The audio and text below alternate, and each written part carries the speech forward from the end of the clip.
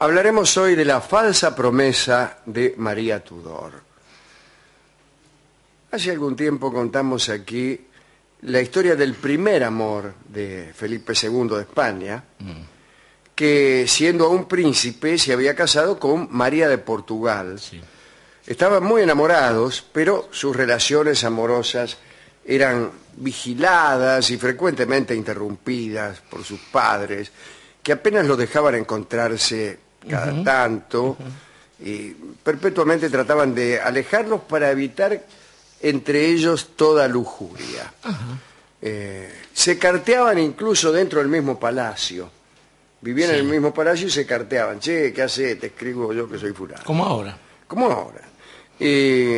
Poco después del matrimonio con María de Portugal, tuvieron un hijo, Carlos, que debía heredar la corona, pero muy poco después a María de Portugal le agarraron unas fiebres que la fulminaron. Murió muy joven y Felipe la lloró muchísimo. Ahora bien, el papá de Felipe, el emperador Carlos, pensó en casar otra vez a su hijo y creyó que debía hacerlo con una princesa de una potencia más importante que Portugal. Y se pensó en Inglaterra, donde por esos tiempos reinaba María Tudor. La reina era hija de Catalina de Aragón y de Enrique VIII, nuestro querido amigo Charles Lawton. Parece que era extraordinariamente fea. Ni siquiera los pintores cortesanos que se habían ofrecido para mejorar su imagen pudieron dejar un solo retrato que la mostrara pasable. María tenía 38 años, 12 más que Felipe. Las crónicas cuentan que apenas tenía cejas, que era pelirroja, extremadamente pálida, que tenía el rostro surcado por arrugas, que era muy flaca y que los vestidos parecían bailarle. Eso era un defecto gravísimo en una época en que a las mujeres se les pedían que si al menos no eran bellas, fueran por lo menos rollizas. Opulentas, claro. Un detalle más. María Tudor era dueña de una dentadura lamentable que registraba muchísimas ausencias. La alianza entre Felipe de España y la reina María tuvo lugar sobre todo para cerrarse en lucha contra Francia. Además, esa unión permitía afianzar el catolicismo en Europa. Felipe era un católico ferviente y también lo era María Tudor, que había devuelto el poder a los católicos en Inglaterra. Bueno, celebraron el matrimonio. Primero lo hicieron por poderes. Tras la firma de los esponsales, esto sin que María y Felipe se conocieran siquiera, apareció el conde de Egmont, que representaba la Bretaña. a Gran Bretaña, se acostó en el lecho nupcial. El príncipe Egmont representaba a Felipe, y se acostó al lado de la reina María, y para guardar las formas se dejó la armadura puesta. Imagínense. Claro. Bueno, después del tratado de alianza y casamiento, el embajador en la corte de Londres hizo llegar a María unos retratos de su prometido para que fuera a llevar. Felipe era un hombre apuesto. Era rubio, tenía rulos y ojos claros. Lindo tipo de hombre. Era rubio y sus ojos celestes. Sí. María se enamoró, imagínese. Sí. Cuando Felipe desembarcó en Inglaterra, el encuentro fue apasionado por parte de María, quien quiso que las ceremonias matrimoniales se celebrasen cuanto antes, para consumar la unión conyugal. A mí no me vengan. Felipe estaba espantado, pero cumplió con su tarea. Esto sucedió en 1554. En el tratado diplomático que concluyó este matrimonio, se especificaba que Felipe no sería nunca rey efectivo de Inglaterra, sino solo rey consorte, pero que el hijo que naciera de aquella unión sí reinaría en las dos naciones. De este modo, ingleses y españoles se dispusieron a esperar un acontecimiento tan notable. El hijo del primer matrimonio de Felipe, don Carlos, ya daba muestras de demencia Sí. y nadie lo consideraba posible sucesor. Es el don Carlos de que tanto se habla, el de la ópera. El de la ópera, claro. Algunos detalles molestaron un poco a los españoles respecto de esta unión con Inglaterra.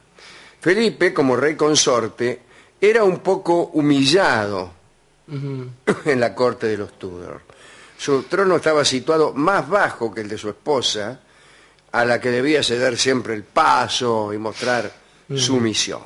Además, en el momento de la comida, la reina morfaba en fuentes de oro y Felipe solo podía hacerlo en unas de plata sí. bastante más baratas, ¿no? El caso fue que la reina María Tudor, luego de algunos encuentros con su esposo, comenzó a dar señales de que estaba embarazada. Engordó e incluso dijo que notaba los movimientos de la criatura en su vientre. María estaba feliz, y Felipe también, pero porque veía cumplirse el proyecto de su padre, el emperador Carlos V. Muchos ciudadanos ingleses compartían la alegría, pero otros estaban molestos ante una posible influencia hegemónica de España en su futuro nacional. Los españoles estaban de festejo en festejo. El rey común de España e Inglaterra sería nieto de Carlos. Claro, y además estaría seguramente el temor de algunos ingleses frente al Papa, la autoridad del papado, ¿no? Así es. Después los resultados mostraron que los españoles hacían bien. Hacían bien, exactamente. Vino a suceder, sin embargo, que el tiempo pasaba y la reina no daba a luz. Cuando se calculaba que el embarazo llevaba unos 16 meses, los médicos de la corte dudaron seriamente de que fuera auténtico. La reina fue observada con mayor detenimiento y resultó que tenía una hidropesía. Para ser más precisos, una acumulación anómala de líquidos en el cuerpo. Mire, lo digo y se me pone la carne de gallina.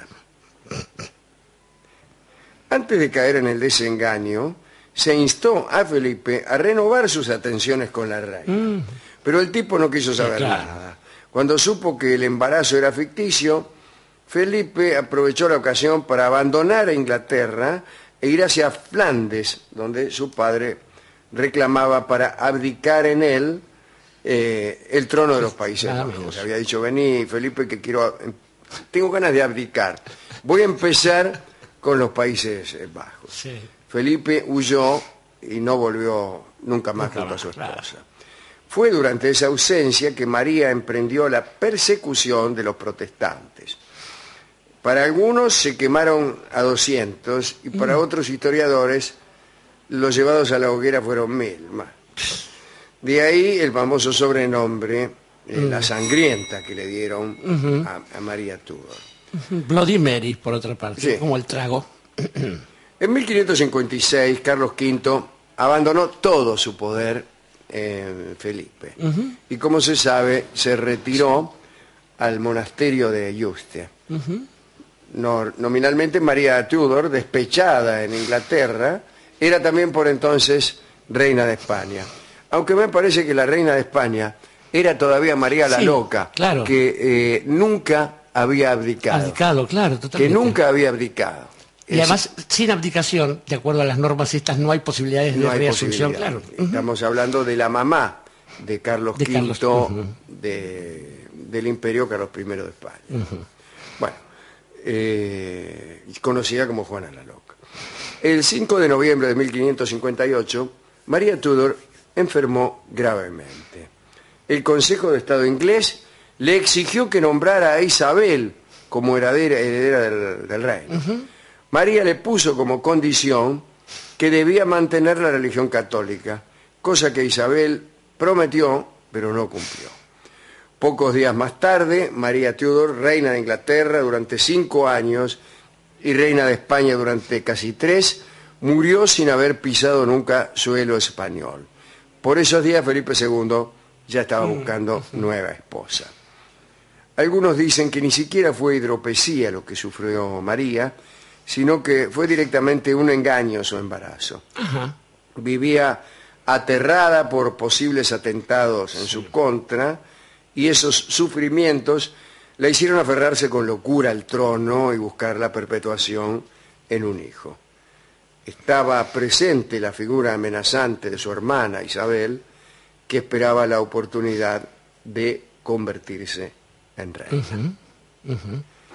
¿A quién quiere dedicar esta historia, esta sangrienta historia de la Reina María? Es interesante, Alejandro, ver que nosotros, que somos americanos, americanos militantes, diríamos, en esto de una nueva tierra, sin esas estirpes, y republicanos consecuentes, también se nos hace cuesta arriba imaginar el papel que cumple un monarca o una reina directamente. Sin embargo, debemos ver que para las naciones europeas han sido históricamente los reyes o las reinas la encarnación de aquellas cosas que nosotros entendemos como el orgullo nacional, ¿no? El orgullo nacional, la misma nacionalidad que ni siquiera hacía falta que un rey fuera de esos países. Pero es curioso también ver que estas cuestiones que aluden a una nación estaban sometidas a la fragilidad de la condición humana. Usted mismo lo anunciaba, Isabel Tudor, hija de Ana Bolena, de una ama de llaves de la anterior reina, prometió esto, se convirtió después al anglicanismo, la religión inventada por su padre, claro. entró contra los católicos, hizo un desparramo, y fue una de las grandes reinas de Inglaterra, si uno entiende que la grandeza de su patria pasa por las victorias y el engrandecimiento, y no por la consecuencia con la palabra. Tengo para mí que las repúblicas americanas, nuestro país en particular, nuestra patria grande, hizo mucho hincapié en este tipo de cosas, de modo tal que la voluntad personal de un gobernante no involucrase de una manera directa, con sus caprichos eventuales, a la voluntad de toda una nación.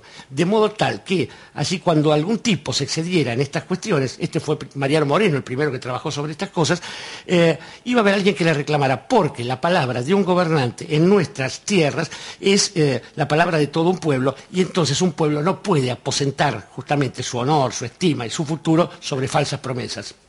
Y falsas promesas se llama, en virtud de otras circunstancias, me imagino, este hermoso tanguito que va a cantar Carlos Gardel.